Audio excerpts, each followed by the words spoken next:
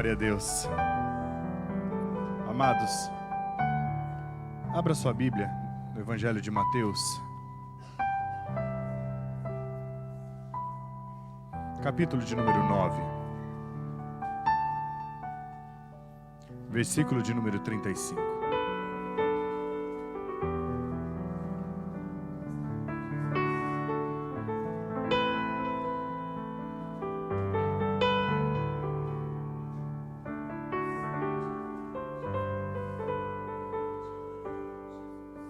Diz assim a palavra do Senhor. Todos acharam, irmãos? Jesus percorria todas as cidades e aldeias, ensinando nas sinagogas, pregando o evangelho do reino, curando todo tipo de doença e enfermidades. Ao ver as multidões, se compadeceu delas, porque estavam aflitas e exaustas, como ovelhas que não têm pastor. Então Jesus disse aos seus discípulos: a seara é grande, mas os trabalhadores são poucos. Por isso peçam ao Senhor da seara que mande trabalhadores para a sua seara. Pai, eu te dou graças, Senhor, por tudo que já ouvimos e fomos ministrados, Senhor, nesta manhã de hoje, Pai, na tua casa. Obrigado, Senhor, pela vida, Senhor, pela instrumentalidade de cada um dos teus servos que já ocuparam este altar, Senhor. E, Senhor, carregados de uma densa unção, Senhor, derramaram sobre nós a tua presença, Senhor, e a tua voz. Obrigado, Senhor, por tudo que já vivemos aqui, Senhor. Mas eu quero pedir-te, Senhor, humildemente, que a tua graça e a tua unção seja sobre mim. Senhor, e que eu venha ser o canal, Senhor, para que o Senhor comunique a tua vontade à tua noiva, Pai, em nome de Jesus. Amém e amém. Podeis assentar, irmãos. Amados, nós queremos expressar, eu digo eu e a minha casa, queremos expressar a nossa gratidão, primeiramente aos nossos pastores, o pastor Ivaldo e a pastora Débora, que fizeram possível estarmos aqui hoje, e não só por isso, em conjunto primeiramente com esta igreja e com todo o ministério, nos enviaram para Valência como missionários. Nossa história com o pastor já é de alguns longos anos. E ele acreditou nesse chamado, ouviu a voz do Senhor e nos enviou para Valência. E parece que o que eu vou dizer aqui é num tom de não se faz mais do que obrigação, mas para quem já viveu o que vivemos sabe que é expressão de gratidão o que eu direi. O ministério nos enviou com uma proposta de ajuda e fielmente cumpre com essa proposta todos os meses. Chega na nossa conta, pagamos os nossos compromissos e conseguimos honrar isso. E de verdade que sobre este valor combinado e acordado, que é muito irrisório comparado ao compromisso fiel que vocês têm de nos sustentar em oração, que é isso que nos mantém ali, dormimos descansados todos os meses, sabendo que do lado de cá tem gente segurando a corda em oração e no sustento. Amém, irmãos?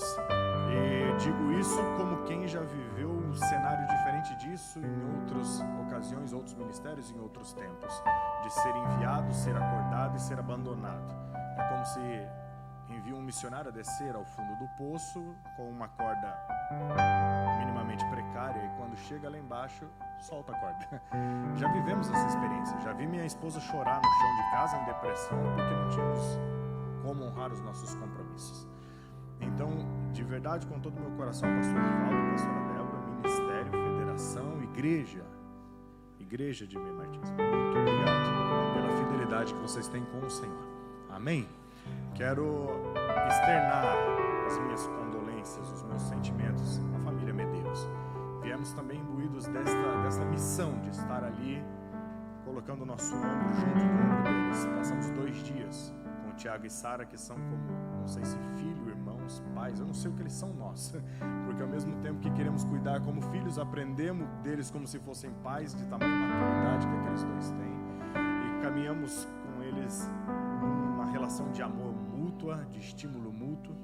E, irmãos, quem é pai sabe que essa situação que eles estão vivendo é inexplicável. Então, que o milagre do Senhor seja continuamente renovado e derramado sobre a casa deles. Amém? Não se esqueça dessa família. Amém, queridos? Sobre o texto, sobre o tema, Falar de missões sendo um missionário enviado pela própria igreja que nos enviou é todo um privilégio, ainda mais nessa data específica de ser o último do ano de 2023. Obrigado de coração por estarmos aqui hoje com vocês. Amém? Peço as vossas orações sobre a igreja de Valência. Tem sido um árduo trabalho, irmãos. Tem sido um trabalho intenso, um trabalho de muita batalha espiritual. Mas o Senhor é bom e a sua graça superabunda naquele lugar. Amém, queridos?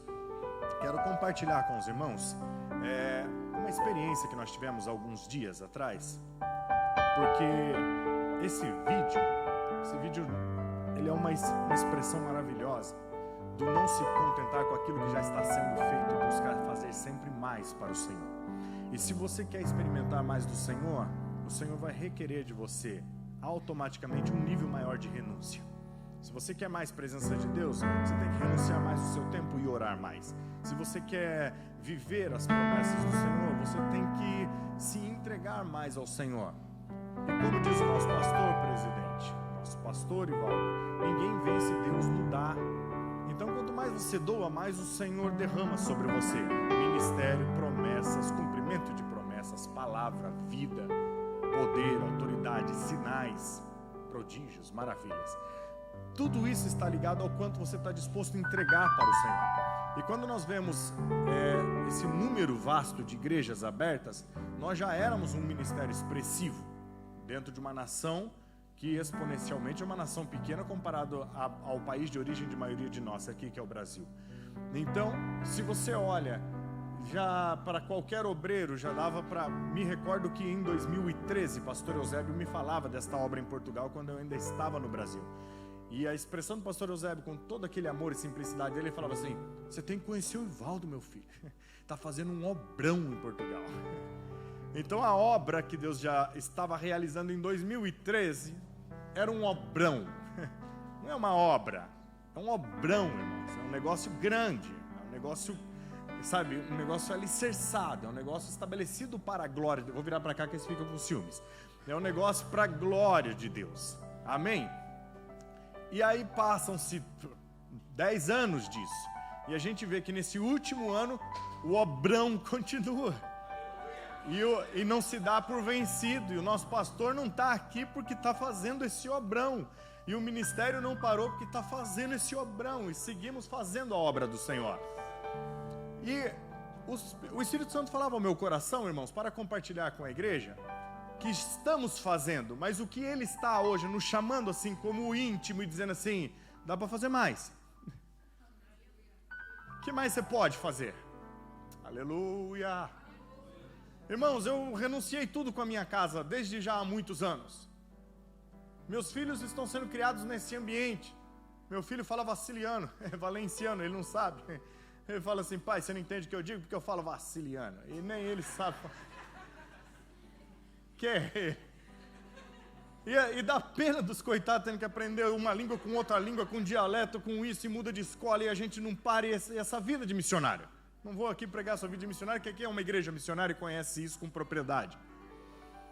Porém, há um risco, e em tudo o que estamos fazendo, que é para a glória do Senhor, a gente ter como o máximo que poderíamos fazer. Estávamos eu e minha esposa indo no mercado municipal, é o local turístico predileto do nosso pastor. Se quer agradar o pastor, leva ele no mercado central. E aí nós estávamos ali para comprar uma carne, estacionamos, e quando fomos tirar o carro, nosso carro travava no estacionamento com outro carro que estava chegando. E uma espanhola virou para mim e para minha esposa, vendo a gente falar com as crianças: entra rápido no carro, que tem carro para estacionar na vaga do lado. E perguntou pra gente assim: vocês são brasileiros? Falando em espanhol conosco. E a gente: sim. Ela falou: meu marido também. Toda contente, nos abordando. Eu falei: meu Deus, eu estou sendo abordado por uma espanhola que está feliz de saber que eu sou brasileiro, porque é mais ou menos o inverso isso. E aí, um ajuda o outro a estacionar, e ele desce do carro, e vem mais um pouquinho, e vai, e obrigado. Ele falou assim: só um momentinho. Chegou no vidro da minha esposa e deu um cartão. E disse assim: este é o contato da minha esposa. Para o que vocês precisarem, falem com ela. E quando nós saímos, abrimos o contato. Era uma carta dobrada, com uma tarjeta, com um cartãozinho, com o telefone e com uma mensagem. E lamentavelmente era de uma seita da qual eles faziam parte. E deixa eu dizer algo para vocês. Essa atitude dele é passivo à multa na Espanha. Você não pode abordar ninguém para falar de religião nas ruas. Você pode sim estabelecer um stand, ficar parado ao lado e, se vierem te perguntar, você comunicar. Mas aquela prática de evangelismo de toma aqui um folhetinho, Jesus te ama, isso é passivo de multa na Espanha. Há uma religião que conhecemos que bate de porta em porta. Lá eles não podem bater de porta em porta. Eles põem todo o material deles e ficam assim, acho que coçando de vontade de bater de porta em porta, mas eles não podem bater de porta em porta. Eles ficam ali paradinho e quem vem aí eles envolvem. Eles estavam quebrando, inclusive, este casal, leis por uma seita, para comunicar a mensagem que eles creem ser verdadeira para a minha casa. Irmãos, e aquilo veio como um grito diante de nós, no nosso coração, dizendo assim: ei, missionário, dá para fazer mais ou não dá? E aí começou a conversa entre eu e minha esposa: por que não estamos fazendo isso? Não, amor, mas tem a lei que proíbe, a gente tem que andar conforme a lei dos homens. Mas a gente não podia tentar e a gente não podia. E aí eu fiz uma lista de possíveis causas pela qual achamos que não dá para fazer mais. E a primeira da lista, quem nunca se deparou com um crente que começou a orar mais, ou você é esse crente, começou a orar mais, parece que ao invés das coisas melhorar, as coisas intensificaram o problema. Sim ou não? Mas agora que eu comecei a orar, a coisa ficou pior. Agora que eu me envolvi no ministério de louvor, parece que o inimigo se levantou. Agora que eu assumi a igreja, parece que a contraofensiva, o que chamamos dentro da nossa gíria gospel, a retaliação se levanta. É claro, irmão, campo neutro pertence, eu ia falar pertenece, estou igual o meu amigo pastor Fabrício, querendo pregar em espanhol aqui em Portugal. Abraço, pastor Fabrício, está nos cobrindo lá na nossa igreja hoje, na igreja do Senhor que está sob os nossos cuidados hoje. E aí a pessoa vai a um nível na direção de Deus, e quando começam as retaliações, o que a pessoa faz? Retrocede. Não faço mais para o Senhor, porque a impressão e o fato real que vivo é de que quanto mais me aprofundo nas coisas do Senhor, parece que viro alvo, parece que é colocado um alvo nas minhas costas para o inferno, e eles vêm com tudo. Mas o inferno se levanta para cair, irmão. Eu aprendi uma vez com um pastor que amo muito, que me pastoreou, o pastor de Assis. Ele falou assim: o diabo, Satanás, o inimigo, ele mostra a sua pior carranca para tentar pôr medo em nós, para nos paralisar, porque tocar em nós ele não pode. Assim, irmão, que a verdadeira razão pela qual não fazemos mais não é a retaliação do inferno. O segundo item: mas a cultura em que eu estou inserido. Nossa, para mim, o último congresso de missões que eu tive a oportunidade de participar, o momento ápice do congresso, onde Deus usou a instrumentalidade de um dos seus servos aqui, foi quando aquela jovem portuguesa, como que é o nome dela, gente? Soraya, deu testemunho da conversão dela aqui. Meu Deus do céu. Porque vamos dizer bem a verdade, portugueses que aqui estão vão concordar comigo, quão difícil é ganhar um nativo. Levanta a mão os portugueses que aqui estão. É só você ver. É só você ver. 1, 2, 3, 4, 5, 6, 7. Eita, igreja de Meio Martins, igreja de Meio Martins. Nós pegamos a igreja de entroncamento com 6 pessoas. E era 50%. 22 pessoas, 6 iam no culto, né? Pastor faz números. 50% era português e 50% brasileiro. A igreja, quando eu saí, estava com mais de 100 pessoas. 90% brasileiro. Falei: Jesus, que negócio que é esse? Nosso ministério aqui em Portugal, se olharmos, brasileiro também tem alma, viu, irmão? Não está errado não, vamos para o céu e vamos ganhar essa nação, em nome de Jesus.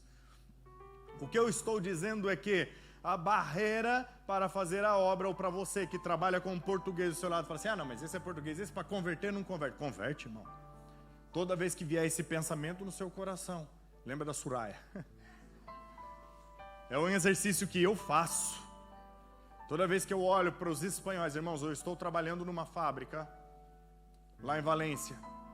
E toda vez, o setor que eu trabalho são todos, exceto um cubano, todos espanhóis. E gente do céu, quando eles souberam que eu sou pastor, eles criaram um cargo e uma função que não existe, porque eles falam que eu faço tanta coisa que eu nem sabia que existe.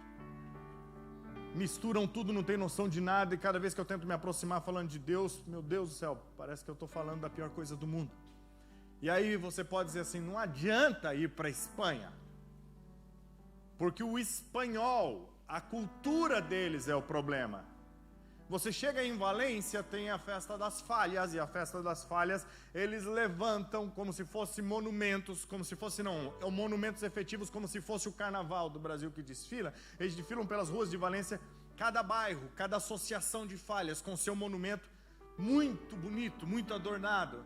E depois há uma votação, e o monumento que ganha vai para um museu. E todos os 840 que perderam só no ano, neste ano, são queimados em adoração, simultaneamente, 840 altares sendo queimados em adoração. Aí você fala assim, a cultura aqui não dá, essa é a razão pelo qual a gente não faz. Não é. A gente começa a fazer, a igreja começa a ser mais perseguida. Não é essa a razão. Ó, irmão, a gente quer fazer, queria enviar mais missionários, mas tem que trazer pastora Grace para falar a palavra de oferta, e a Sônia ainda dá mais uma palavra de oferta em cima, porque daí a gente precisa de recurso econômico, porque não dá para mandar os missionários. E digno é o obreiro do seu salário, e manter locais abertos, pagar os aluguéis e fechar as contas. Humanamente falando é impossível. Então esta é a razão, irmãos. Eu fui fazer um cartãozinho, um flyer para distribuir nas caixinhas de correio. Isso pode, por lei, 75 euros. Aí eu fui no caixa da igreja de Valência. Eu falei, não tem. E não tem, irmão, faz um ano. Aí eu pago todas as contas. Cadê meus 75 euros? Não vou fazer. E a gente paralisa por 70 euros, irmãos. Que em 2 idas lá no Mac e depois de passar na cantina, que fica gordo, você gasta os seus 75 euros. Não, a causa que a gente não faz mais é o recurso econômico. Não é, irmão. Não é, irmão. A falta, talvez, no nosso caso, não é o de vocês, porque vocês são vocês. Um departamento consolidado, com visão, alinhado, com chama, um departamento específico de missões para encabeçar isso. Esse é o meu caso lá, irmãos. Eu não tenho um líder de missões, a gente olha, busca. Não, pastor, esse negócio de missão, a gente começa a mexer com ela, a gente é enviado, eu tô fora. Olha o Alex como exemplo, né? Olha Paulo e Barnabé, né? Começa a se envolver com missão, então separa para mim e manda. Vocês mesmos. Assim, irmãos, que a falta de um departamento que trabalhe coerente, com uma administração responsável, com fé, com chama, com amor, é o impedimento. E a frase mais usada, né? Deus não chamou todo mundo. Esse não é o meu chamado, esse é o chamado do pastor Christian. O meu chamado é orar. Isso é uma pregação para outro dia, sobre o id, que no original está falando indo, por onde você vá, faça discípulos. Isso é uma pregação para outro dia. Mas essa é uma desculpa muito usada. Não, eu não tenho chamado missionário. As leis do lugar. Se você soubesse a falta de tempo. Minha filha essa semana passada disse assim, eu queria mais coisas da igreja na semana. Eu falei, eu queria mais semana nas coisas da igreja, porque eu não estou tendo tempo para mais nada. E aí você fala assim, eu não tenho tempo para fazer. Essas são as razões, dentre várias outras que poderia ser listada aqui, pela qual deixamos de fazer mal. E aí eu escuto tudo isso, eu penso tudo isso, eu vejo tudo isso, eu sinto tudo isso, e eu olho para a palavra e diz assim, as portas do inferno não prevalecerão contra a igreja do Senhor. Não, mas eu não tenho recurso. As portas do inferno não prevalecerão contra a igreja do Senhor. Aqui aqui nesta nação é impossível avançar. As portas do inferno não prevalecerão contra a igreja do Senhor. Oh, meu irmão. Oh, meu irmão. Eu quero explicar para você esse versículo dentro da raiz dele. Minha primeira interpretação quando adolescente era que quando o inferno vinha contra mim, eu fechava as portas e as portas do inferno não prevaleceriam. Eu pensava que era isso, vou me fechar aqui igual os discípulos, com medo dos judeus, portas trancadas. Não é o que o texto está dizendo. Aí na segunda interpretação que veio na minha cabeça, era, agora entendi, as portas é do inferno, e o inferno está querendo saquear as almas, então eu meto o pé na porta, e ela não prevalece, eu vou lá e resgato todos meus irmãos que estão se perdendo no inferno. Já ficou mais bonito, já melhorou, né? Já fiquei mais valente. Mas nós não estamos falando disso, irmão. As portas, o Hades, é o lugar dos mortos. Estamos falando de um poder que vence a morte. Está falando assim, eu e você, quando entramos, ela não pode nos deter. Aleluia! Não prevalece contra a igreja do Senhor. A igreja do Senhor tem este poder que vence a morte. Aleluia! Aleluia! E agora sim, irmãos, entrando no texto, por que, se não são estas inúmeras razões que não fazemos mais para o Senhor, qual é a razão? O texto diz que Jesus ia a toda parte, pregando o evangelho do reino a toda a multidão, e quando ele via a multidão, ele sentia compaixão.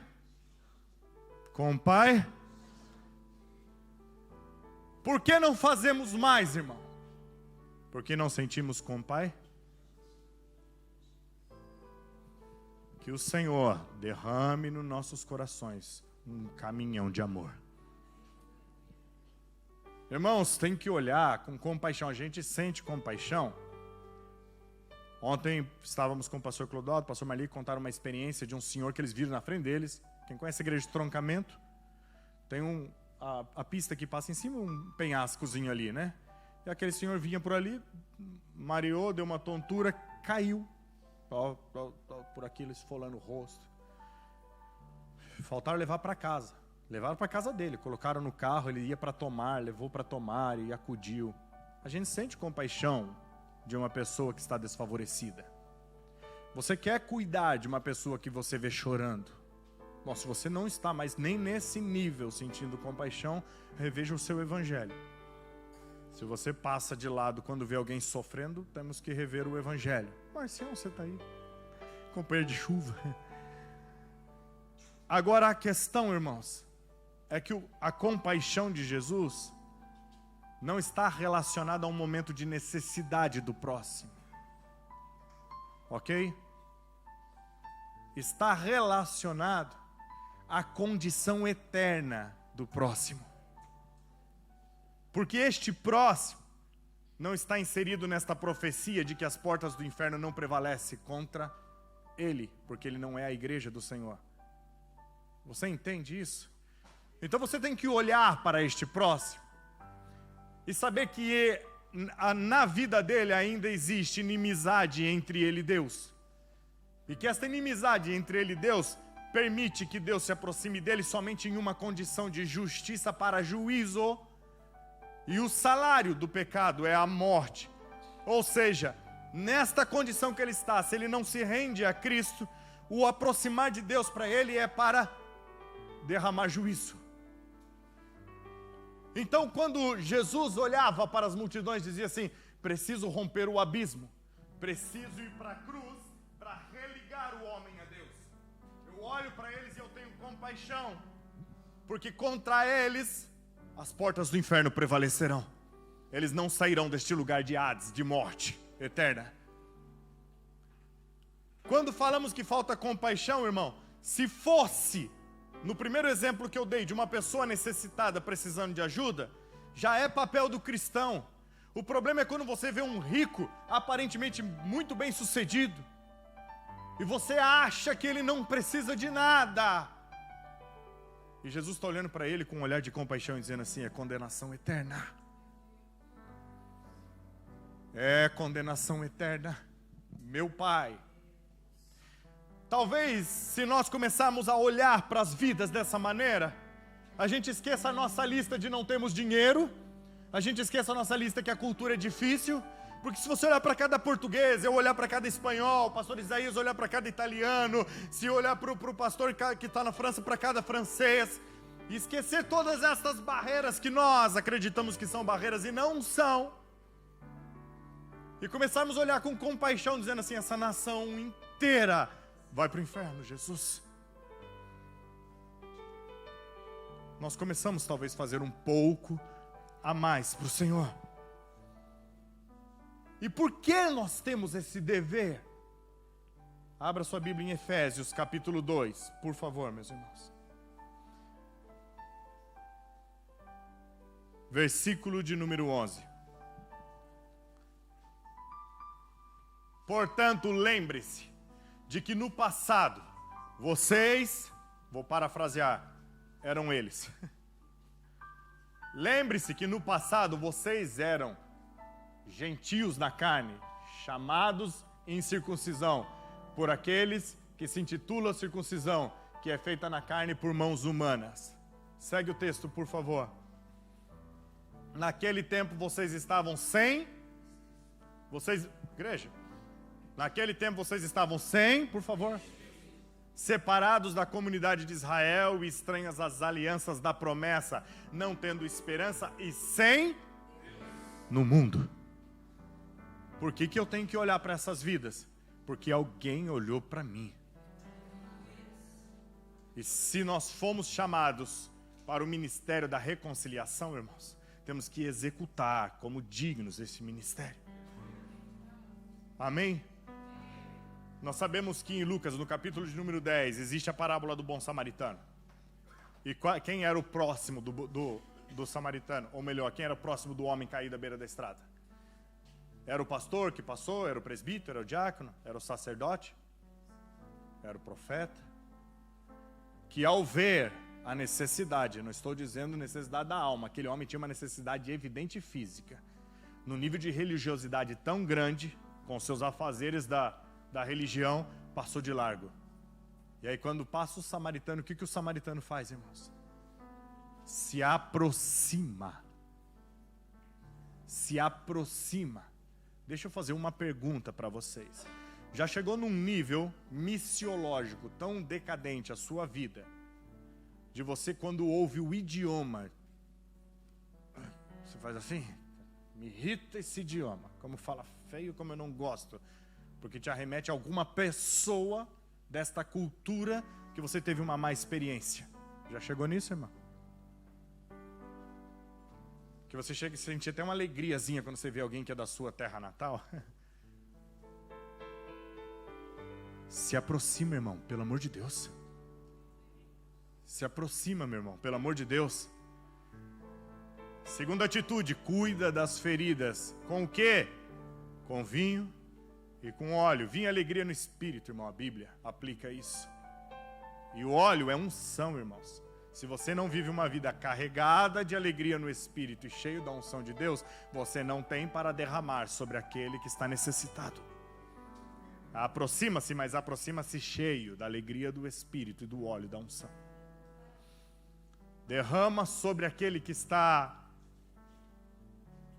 precisando, irmão.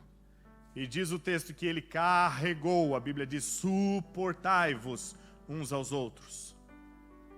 É de suporte, é de carregar. E quando ele deixou de carregar? Quando ele deixou na hostelaria, quando ele deixou no hotel, quando ele deixou num lugar de segurança. Aonde é um lugar de segurança, irmãos nossos?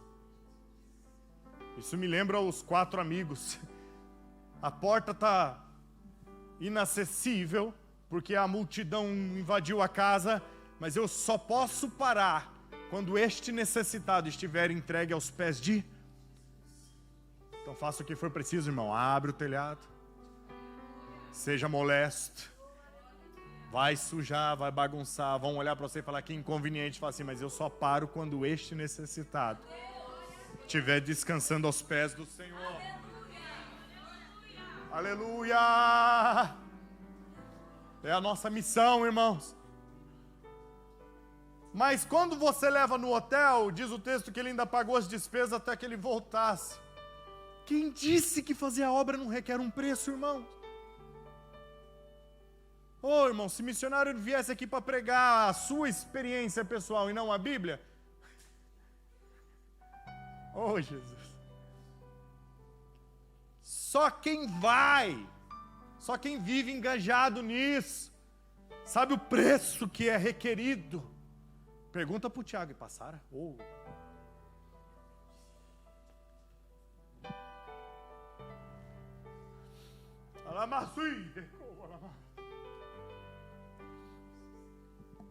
Mas quem é o seu próximo?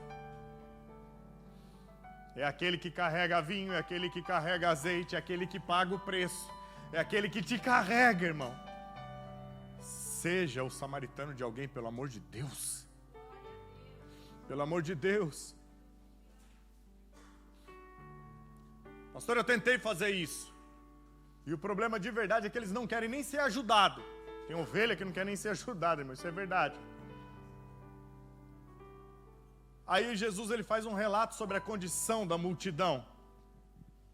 Ele diz assim: eles estão cansados e eles estão abatidos. Eles ostentam estarem bem. Eles põem roupa de grife, entra no provador e faz um selfie para fingir que é deles, para ficar bonito nas redes sociais. Mas quando põe, lembra quando você não era crente, irmão? Que você deitava a cabeça no travesseiro e vinha o vazio da alma, o desespero. Mas o que Jesus está dizendo assim, não se iluda. Eles estão abatidos, eles estão com fome, eles estão com sede. Eles clamam por um Salvador. Eles clamam por um Salvador. Não clamam, eles não acreditam no Senhor. Eu tentei falar do Senhor para eles, eles não dão. Eles necessitam de um Salvador. Eles não são a barreira, o impedimento, eles são o alvo do meu amor. Não se iluda com isso. Eles precisam do que está em Romanos 14, por favor.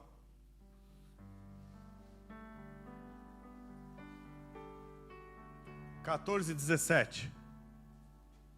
Porque o reino de Deus não é comida nem bebida. Eles precisam de justiça. Eles precisam de paz. Eles precisam da alegria no Espírito Santo. Verso 18. Aquele que deste modo serve a Cristo é agradável a Deus e aprovado pelas pessoas. Não, a opinião deles não me importa. Eu sei o que Deus pensa de mim, ser agradável a Deus e ser agradável aos homens. Versículo 19. Assim, pois, sigamos as coisas que contribuem para a paz, que também as que são para a edificação mútua. O problema não está na multidão. A multidão precisa de você, meu irmão. Portugal precisa de você, meu irmão. Seus companheiros de trabalho, seus companheiros de universidade. Esse mesmo, os promíscuos. Eu estou no grupo da pintura, que eu sou pintor. E acabaram de mandar um vídeo. Totalmente promíscuo. Com piadas, rindo. E a minha vontade na hora é bloquear esse grupo e sair e falar, eu não preciso disso. Não respeitam a minha presença. Você é vaso de barro. Quando a Sônia falou assim, a irmã vai orar pelo vaso. Eu levantei, achei que era eu, era o vaso da oração. Você é vaso, irmão. O tesouro está dentro do vaso. Termina a frase, Sônia. Vai orar pelo vaso que está com os pedidos de oração. Você é vaso, irmão, que contém dentro de ti um grande tesouro. E as pessoas vão honrar aquilo que você carrega. Amém? Amém? Agora, por que as pessoas estão famintas? É aí, irmão, que o Senhor está falando conosco. Por que as pessoas estão famintas? Ele diz assim, elas estão aflitas, estão desamparadas, como ovelhas que não têm. Quantos pastores temos aqui? Levanta a mão. Ah, que bonito. Só os pastores que levantou. Você acha que você não é, né? Você acha que você não é, né? Eu sou só ovelha, você é pastor, irmão. Deus criou um reino de reis e sacerdotes. Você entende que na cultura de Israel, rei não podia ser sacerdote, sacerdote não podia ser rei. Saul tentou fazer coisa de sacerdote, perdeu a autoridade de rei, ficou no trono, mas já não tinha unção. Você entende isso? Aí vem Hebreus e fala que Jesus, da ordem de Melquisedeque, era rei e sacerdote. Nós somos um reino de reis e sacerdotes. Pergunto de novo, quantos pastores temos aqui, irmãos?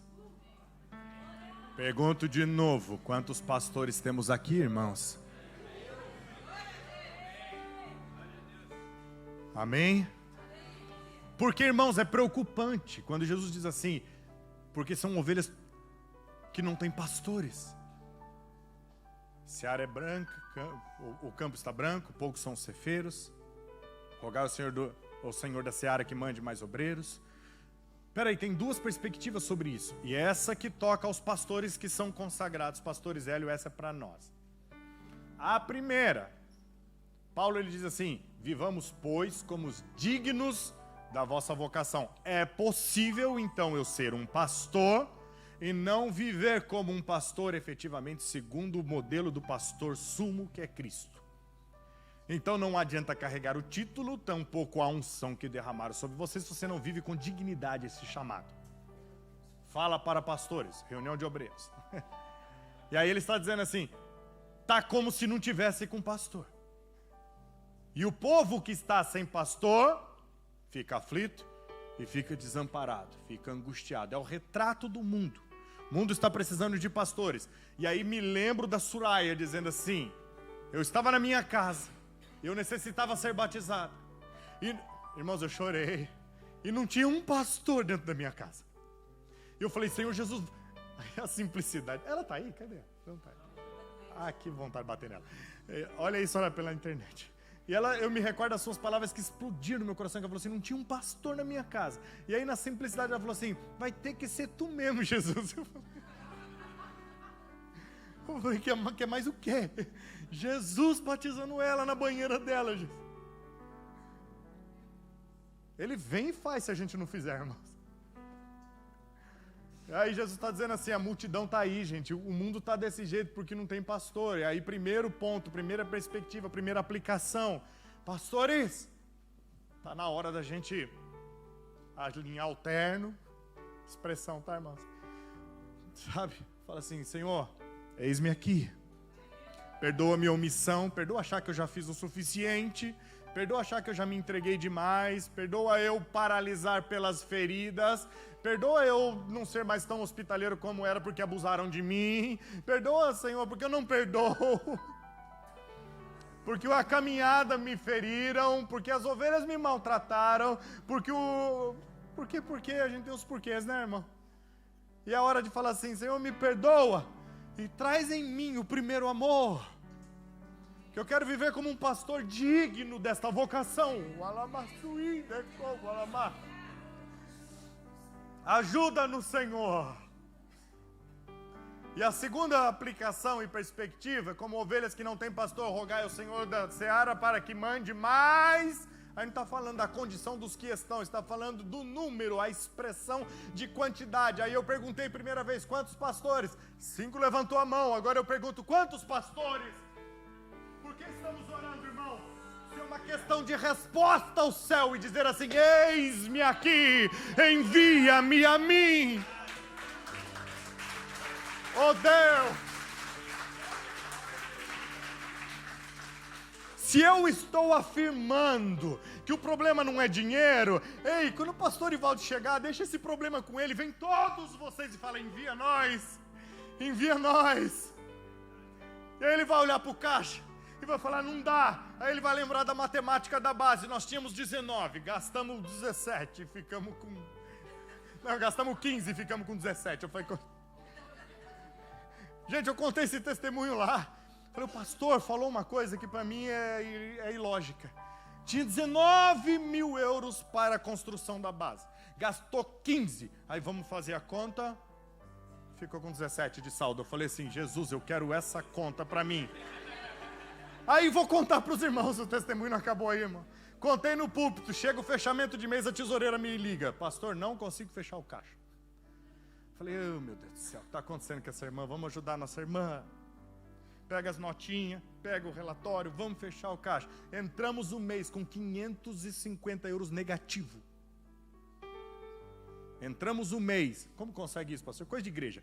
550 euros negativo. Ok? Aí entrou, irmãos. A gente não chega nos 19 mil do pastor ainda, calma. Aí entrou lá 1.000 e picos, 1.000 e alguma coisa. Gastamos 1.000 e picos alguma coisa, um pouquinho mais. Para pagar as contas da igreja. E fechou 200 euros positivo.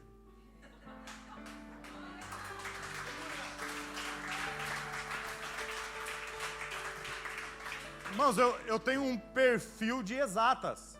Ainda que Deus me chamou para trabalhar com humanas. Falei, irmã, tinha esquecido o testemunho do pastor Valdo. Traz aqui, esse recibo é isso, esse recibo é isso, esse recibo é isso. Essa conta é isso, é assim que faz a conta. Ela bateu no meu ombro e falou assim, será que não aconteceu o mesmo milagre da base aqui? Aí o Espírito Santo falou assim, se rende, rapaz. Se rende nesse negócio aí, que é assim que funciona comigo.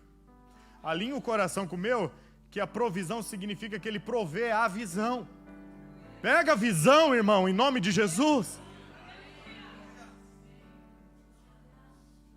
E ele vai prover. Ele provê a sua casa, ele provê a sua vida. Ele provê a obra, ele provê aquele que caminha na visão. A tentação é nossa, não, mas eu vejo de forma diferente. Então negue-se a si mesmo e veja como ele vê. Olhe pelos olhos de Cristo. E o que ele vê são um mundo que está abatido, está morrendo, está para a condenação eterna, por falta de nós nos posicionarmos como pastores. Posso perguntar de novo quantos pastores tem aqui? Porque ele disse no seu texto em Jeremias, capítulo 3, eis que vos darei pastores, segundo o meu coração, que vos apacentem em ciência e inteligência. Irmão, se está decretado, é a sua escolha fazer parte desse decreto ou ficar fora disso. Eu digo sim para esse decreto. Ó Senhor, que eu seja um desses pastores que apacentará com coração, com ciência, com inteligência, como Cristo é. Em nome de Jesus. Em nome de Jesus. E eu vou terminar, irmãos. Abra a Bíblia agora em 1 Pedro. Capítulo de número 5, versículo de número 1. Aos presbíteros, diz a palavra, que há entre vós, eu, pastor, presbítero como eles, testemunha dos sofrimentos de Cristo, e ainda como participante da glória que há de ser revelada. Peço, pastoreiem o rebanho de Deus, que há entre vocês, não por obrigação, mas espontaneamente, como Deus quer, não por ganância, mas de boa vontade, não como dominadores dos que lhes foram confiados, mas sendo exemplos para o rebanho. E quando, lê comigo, e quando o Supremo Pastor se manifestar, vocês receberão a coroa da glória, que nunca perde o seu brilho. E quando o sumo pastor se manifestar, vocês receberão a coroa da glória. Nós somos pobre, filho de pobre, irmão. A gente não valoriza herança por isso. Quem aqui o pai morreu e deixou aquela herança? Quem, né? Não fala. Quem deixou aquela herança? Está vivo, mil misericórdia, mas está repreendido. Aquela herança, irmão, sabe? Oh, meu Deus do céu, minha mãe morreu, a gente teve que pôr ela no cemitério público. E pedir pro cara, não cobra o aluguel desse mês, que eu vou tirar rapidinho as coisas da casa. A gente não entende o valor de uma herança. E isso que eu estou falando num plano terreno, irmãos. Ah, morreu, deixou um apartamentinho para os 4 filhos brigar. Não é isso que a gente tem de ideia de herança? Quem foi lá, quero ver o testamento? Quando você pediu o testamento dos seus pais? tem esse negócio com a gente, irmão. A gente é simples. É, a casinha, chão batido. Por isso a gente não entende, irmãos, que nós temos que viver a viva esperança que Pedro disse. E a viva esperança é no porvir. Há uma herança preparada. E quando fala que ela não perde o brilho, irmão, está dizendo que nada aqui na terra, quando fala de incorruptível, a minha filha me faz umas perguntas escabrosas. Como Deus fala conosco se da sua boca sai uma espada? Eu falo assim. Fala, filha, respeito com Deus. Não bagunça. Né, filha? Faz umas perguntas teológicas difíceis, irmão. Eu falo, filha, são expressões de linguagem para demonstrar o poderio, a autoridade. Pega-se humanamente o que se entende, olhos como chama de fogo, depois seus olhos são como pedras preciosas. Como? Fala assim, são coisas poderosas, coisas de alto valor. É o que a mente humana consegue captar para jogar a grandeza de quem ele é. Porém, ele é mais que isso, você pode ficar tranquilo. Você entende? Então, quando fala que é incorruptível, que a nossa herança não se perde, que não corrói, que não deteriora, quando fala que o brilho não acaba, irmão, está usando expressões chulas, expressões humanamente medíocres, ainda que para a gente são coisas grandiosas, para demonstrar uma herança. Irmão, tira da cabeça a casinha do Nordeste, não é isso que te espera no céu, não. Aleluia, aceita de livre e espontânea vontade, faz com amor, aquele que perseverar até o fim será salvo. Há uma herança preparada para aqueles que aguardam na promessa do Senhor. Eu quero orar por você, orar por mim, orar, Senhor, orar pela missão do Senhor. E para isso eu convido você, calma, já ia levantar, né? Já ia... Sentado, 1, 2. Senta... Não, os músicos levantam. Eu quero convidar você que vai ficar de pé, você que está dizendo assim, sim, Senhor, eu sou um pastor. Cuidado. Cuidado com o que você fala. Cuidado com o que você faz. Ligou na terra, está ligado no céu. Fique de pé os pastores que aqui estão hoje.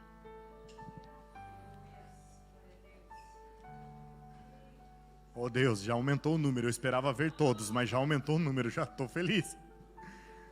Aqui eu já... Onde você mora, irmã? É, aqui. Então diga assim, eu sou a pastora. De Meio Martins. Eita, vai ter briga com o Hélio. Quem mora fora de Meio Martins aí, levanta a mão. Hã? De onde você é, meu irmão? Cacém? Eu sou o pastor de Cacém, diga. Cacém tem pastor, irmão. Você sabia que tinha igreja em Lusitana lá e você nem sabia? Vai declarando aí aonde você mora. Vai, levanta a sua voz. Eu sou o pastor de Valência, irmãos. Diga de onde você é. Diga onde Deus te plantou para você apacentar o rebanho do Senhor. Declare isso em fé, em nome de Jesus. Aí pensa num culto de missões do ano que vem. O tamanho do vídeo que vai passar aqui daqui, só dessa igreja, de quanta igreja abriu.